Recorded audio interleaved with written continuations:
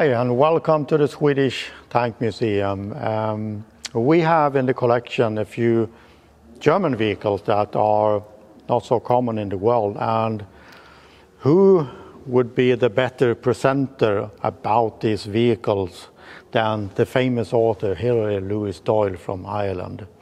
So I thought I could introduce him to speak a bit about the German vehicles and see what he has to say about the details and things that even I didn't know about a few of them. So warm welcome. Thank you. Well, I suppose starting off with the smallest vehicle and the first vehicle of the German Panzer forces was the Panzer I.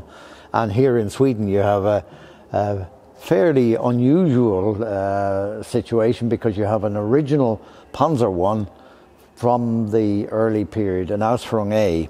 And then looking at the other parts of the collection, we'll talk later on about individuals. Another absolutely unique vehicle is the Sturmgeschütz, a short barrel Sturmgeschütz. Really, those vehicles in original form don't exist anywhere that can be viewed. And off down at the end of the hall we have a Pak 40 on a Panzer II chassis, a Marder. There are none of these in Europe, so this is very, very interesting. Finally, we have a very early Jagdpanzer 38. The Jagdpanzer 38 is often confused with the Swiss ones, which were built in the late 40s and early 50s. They look similar on the outside, but they don't have the same gun, and they're generally portrayed as Jagdpanzer 38s, but this is a real one.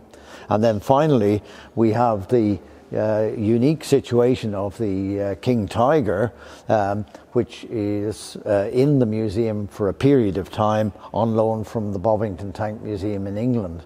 So there's a wonderful chance to see a surprisingly good collection of German vehicles that are unique and interesting for anybody who's doing research.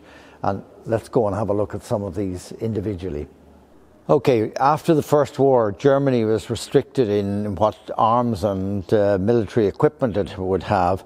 So when the German government made a decision to rearm in the early 30s, they had to look outside for help in order to get them into production and have tanks. So the first thing they did was they bought 3 Vickers Carden Lloyd tractors, which have this type of suspension. This is a modified and improved suspension, but it is the original one. And the concept of the Panzer I vehicle is very valid for the time, because the experience from the First War had shown how good the French Renault FT were used in big numbers. So they decided that the main threat was the machine guns, and they produced this as a machine gun tank.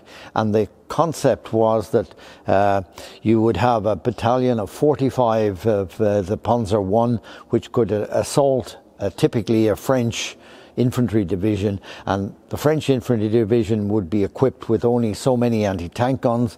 So the calculation was that only so many of these would be knocked out, but the swarm of vehicles approaching the line was easily capable of breaching the French lines. But to look at the vehicle itself, it's fairly simple. As I said, it's got the suspension based on the Carden Lloyd cart springs.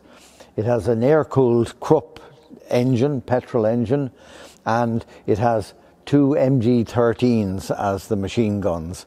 The crew was 2, the commander gunner and the driver operating the vehicle. So they could be produced in big numbers fairly quickly, and they served right up into the early years of the war and provided quite a good deal of success. When they were now decided as being obsolete, they didn't get scrapped. What occurred was that the turrets were removed. The basic tank was used as either an ammunition carrier. It was used as the first chassis for a heavy self-propelled artillery piece, the SIG 33 was mounted on top of that. The complete gun was mounted, and there was 38 of those used in France. The turrets, which were left over, again weren't scrapped. They were used on bunkers, concrete bunkers along the coastlines of the West Wall and elsewhere. And then when the supplies of original machine guns and equipment for them ran out, they took the armoured shells of the turret, they took away this, made that made a cover for that, giving ventilation to the inside, and mounted an MG42, again for fortifications. So a long-lived vehicle.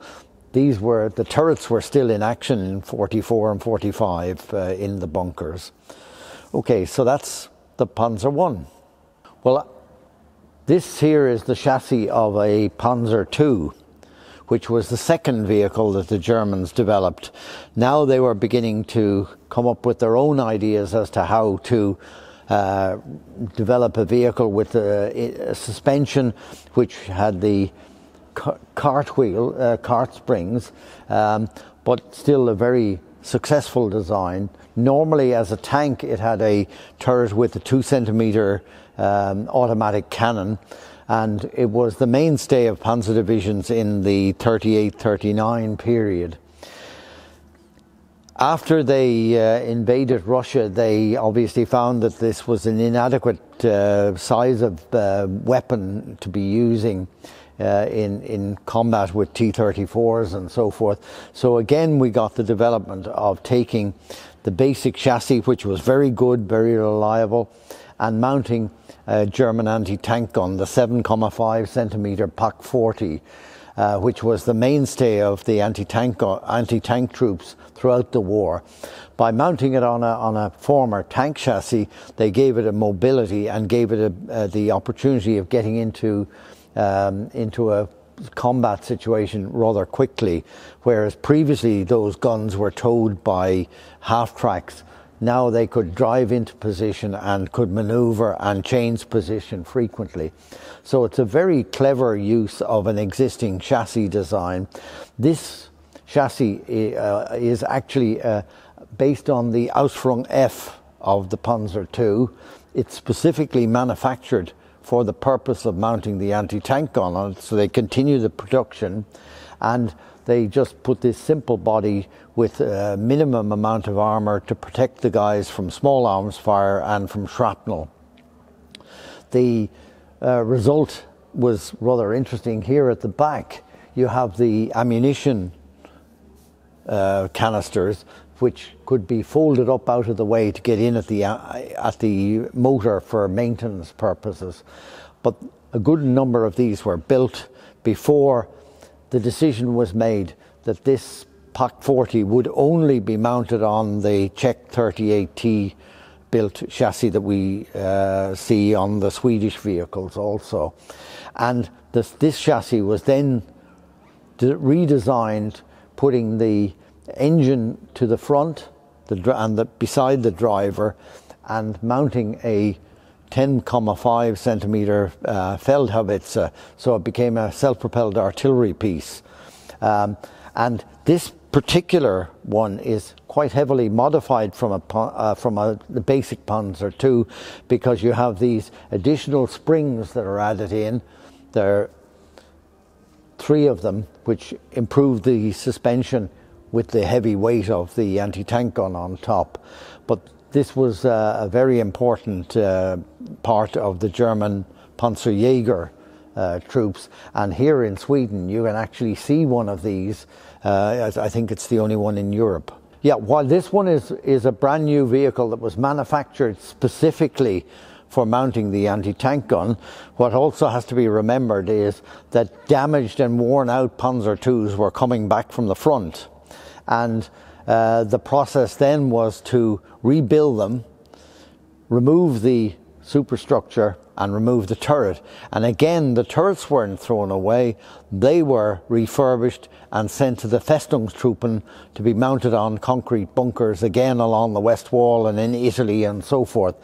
And the chassis were refurbished and sent back into the field, mounting these anti-tank guns in them. So looking at the front of the vehicle, we can see some features that were specific to the Ausführung F. You have a front plate that's flat on the vehicle, whereas all Panzer IIs before that actually had a rounded plate. Now that's disguised in photographs because after the experience of combat in Poland, they up-armoured the vehicles and put an extra plate, which created the impression in a photograph that it has a front plate, but that's not the case. And then the earlier Panzer IIs also had a superstructure that went in at an angle here. When the Ausführung F came along, they had a front plate all the way across, and as a tank they had a visor here. That's dispensed with because this was, as I said, a chassis that was built specifically by FAMO or Ursus in Poland, specifically for a self-propelled gun situation. Looking at experience reports with these, the Panzerjäger guys that wrote the experience reports commented that one of the problems they had was the travel lock, which was essential to use on the gun because when they were travelling it could be shaken out of alignment, but to get themselves into combat quickly they had to remove this travel lock, and if it was in a live combat situation it was a risky performance by one of the crewmen getting out to undo that separately, and they asked for subsequently a development where the travel lock could be unlocked automatically. In fact, they came up with other solutions for that. But we also see on this vehicle some interesting aspects. Here we see a patch where it's being repaired, and there's an area on the side of the vehicle where there's evidence of a repair. So this has been in some hard combat. So again, it's fascinating to see one of these vehicles in Europe, and well worth a trip to study it in detail.